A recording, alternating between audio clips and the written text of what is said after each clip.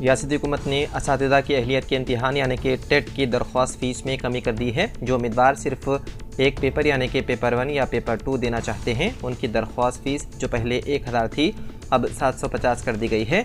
दोनों पेपर्स के लिए जो 2000 फ़ीस थी उसे 1000 कम कर दिया गया है। इसी तरह हाल ही में होने वाले टेट इम्तिहान में कामयाब ना होने वाले उम्मीदवारों को फ़ीस में छूट दी गई है।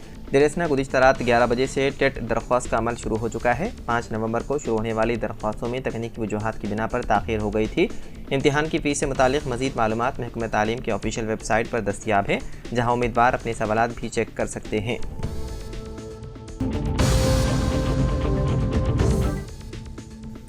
तेलंगाना के वज़ीर आला रेवंत रेड्डी ने कहा है कि हाइड्रा ने खौफ पैदा किया है, मगर ये खौफ सिर्फ उन तजावुज़ात करने वालों और बड़े बाअसर बिल्डर्स में है जो हुकूमती कार्रवाई का सामना कर सकते हैं। आम आदमी इससे खुश है। रेवंत रेड्डी ने कहा कि उन्होंने अवामी असासों की हिफाजत में कामयाबी हासिल की, बरखिलाफ BRS के रहनुमाओं के जिनका मकसद सिर्फ ज़ाती माली मफादात का हुसूल था। अफसोस के कुछ मीडिया के बड़े मालिकान भी तजावुज़ात में मुलव्विस हैं और वो हाइड्रा को नुकसान पहुंचाने और झूठ फैलाने की कोशिश कर रहे हैं। उन्होंने कहा, मुझे पता है कि ये एक जुर्रतमंदाना फैसला है जो सियासी नुकसान का बाइस भी बन सकता है, क्योंकि तजावुज़ात करने वाले और बड़े बिल्डर्स अपने गैर कानूनी कब्जे की लड़ाई लड़ सकते हैं, मगर मेरा ये फैसला हैदराबाद की हिफाजत के लिए है।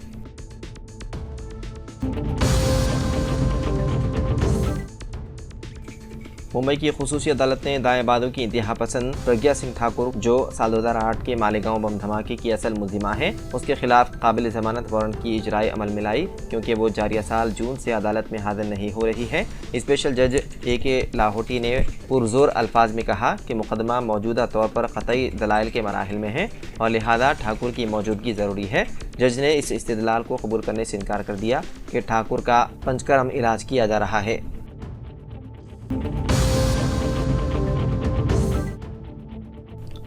सुप्रीम कोर्ट ने जुमे को अलीगढ़ मुस्लिम यूनिवर्सिटी के अक़लियती दर्जे पर फैसला सुनाते हुए उसे बरकरार रखने का ऐलान किया। चीफ जस्टिस ऑफ इंडिया समेत 7 जजों की बेंच ने इस केस का फैसला 3-4 के अक्सरियती वोट से सुनाया। अदालत उज़्मा ने कहा कि यूनिवर्सिटी की अक़लियती हैसियत का नए सिरे से तयन करने के लिए 3 जजों की एक बेंच तश्कील दी गई है।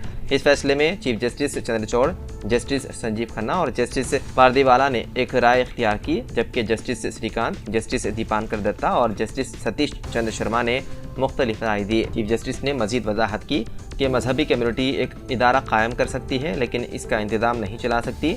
ये भी कहा गया है कि मखसूस क़वानीन के तहत कायम होने वाले इदारों को आर्टिकल 31 के तहत तब्दील नहीं किया जा सकता। इस फैसले के तहत 1967 के इस फैसले को भी मुस्तरद कर दिया गया, जिसमें AMU को अक़लियती दर्जा देने से इनकार किया गया था। अदालत के मुताबिक AMU की हैसियत एक अक़लियती इदारे के तौर पर बरकरार रखने का मकसद मुसलमानों की तालीमी तरक्की में मदद फराहम करना है।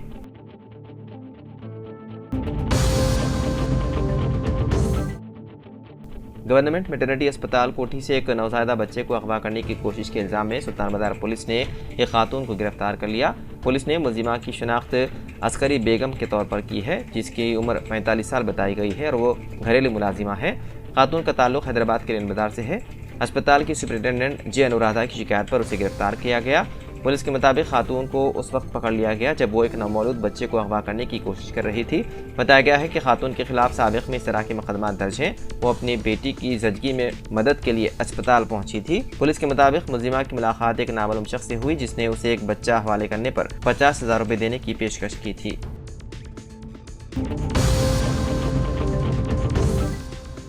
जुमेरात को गांधी अस्पताल के 200 नर्स तलबा ने अपने हॉस्टल की सहूलियात में फौरी बेहतरी का मुतालबा करते हुए एहतजाज किया, जिसको उन्होंने तवील अरसे से नज़रअंदाज करने का इल्ज़ाम आयद किया। मायूसी के आलम में तलबा ने नाकाफ़ी इंफ्रास्ट्रक्चर पर शदीद तहफ़्फ़ुज़ात का इज़हार किया, बशमूल मुसलसल निकासी आब के मसाइल जो बार बार की शिकायत के बावजूद हल नहीं हुए। मुजाहरे के दौरान तलबा ने अस्पताल के इंतज़ामी दफातर तक रसाई हासिल करने और सुपरिटेंडेंट के दफ्तर के दाखिली रास्ते को ब्लॉक करने की कोशिश की। इंतज़ामिया पर जोर दिया कि वो फौरी कार्रवाई करे।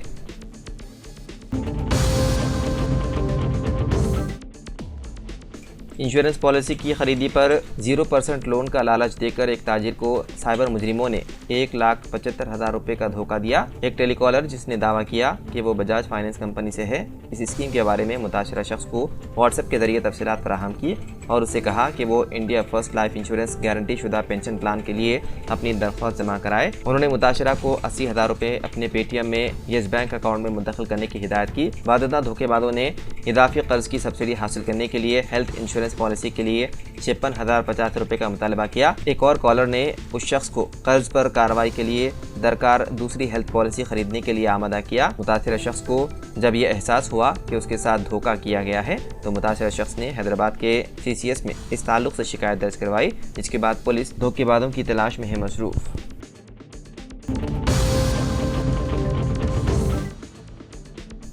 हैदराबाद में एक और क्लॉक टावर की नकाब कुशाई होने जा रही है। आदमपुरा में नए क्लॉक टावर की तामीर का काम मुकम्मल हो चुका है। ये क्लॉक टावर 30 फुट बुलंद है। टावर के अतराफ रोशनियों को घास, दरख्तों और पौधों से दिलकश अंदाज में सजाया जाएगा ताकि टावर को सरसब्ज़ व शादाब बनाया जा सके।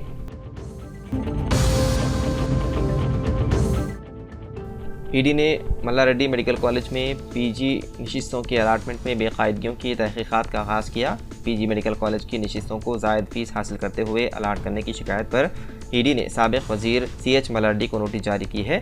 डायरेक्टोरेट ने तहकीकात के लिए आज ही हाजिर होने की हिदायत दी, जिस पर मल्ला रेड्डी मेडिकल कॉलेज के administrative officer Surendra Reddy ED अहदेदारों के रूबरू पेश हुए। बताया जाता है कि सुरेंद्र रेड्डी ने नशिस्तों के अलाटमेंट के बारे में अहदेदारों से वजाहत की। वाज़ेह है कि तेलंगाना के बाद मेडिकल कॉलेज में पोस्ट ग्रेजुएट नशिस्तों को भारी कीमत पर फ़रोख्त करने की शिकायत मौसूल हुई है, जिस पर ईडी ने तहकीकात का आगाज़ किया।